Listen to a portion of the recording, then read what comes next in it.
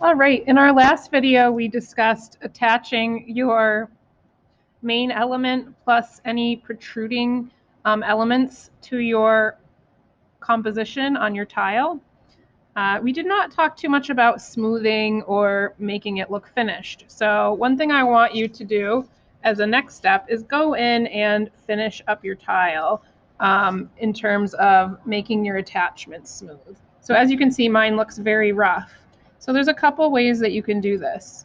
You all have a blending tool. Yours might be gray.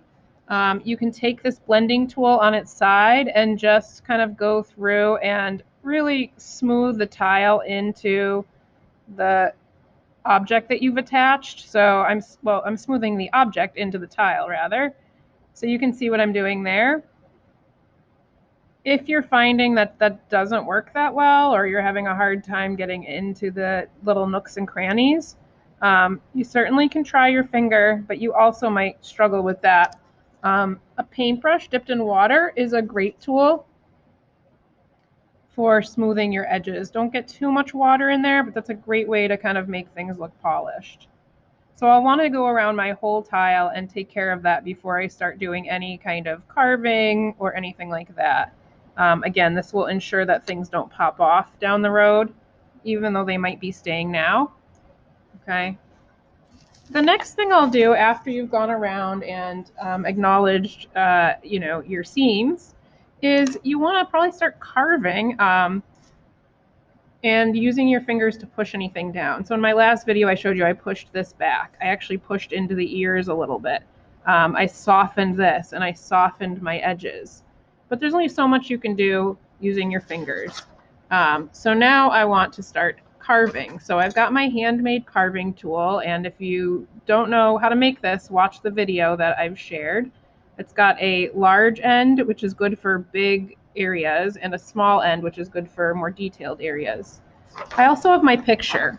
Now keep in mind that this is backwards, right? I reversed the image when I traced it because I didn't really mind that much. So as I'm carving, when I'm carving this ear, I want to pay attention to this ear. When I'm carving this ear, I want to be paying attention to this ear. They're fairly similar, but there are some differences. So one thing I noticed about the ear is that it's very deep. It's one of the deepest things on the pig, right? Maybe besides his nostril. So I'm going in and creating this variation in the ears, keeping the lines in the ear, and then also right where it meets the head, it goes much deeper where it probably goes into the ear canal.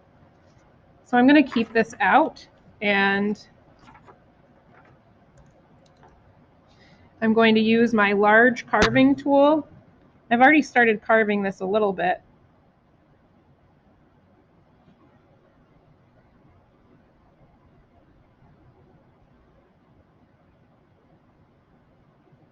And I'm just gently carving away the material. I'm trying to kind of stay the same direction when I carve as I see the direction of the lines on the ear.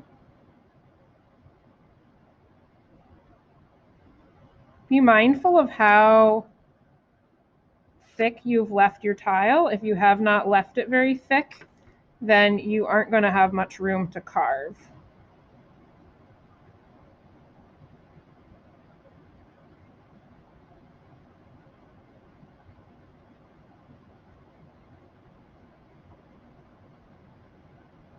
As I said, you certainly can use your fingers to do some manipulation of the clay as well.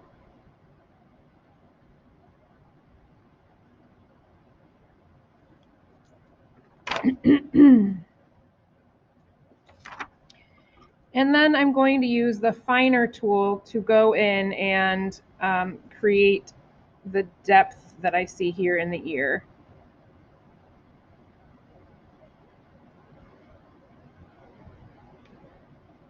Any kind of texture like the fur on the pig or hair, I don't know if it's really fur, I will add later.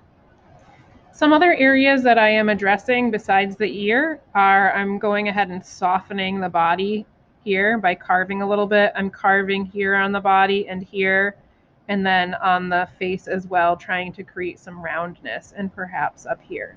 And eventually I will get to the eyes.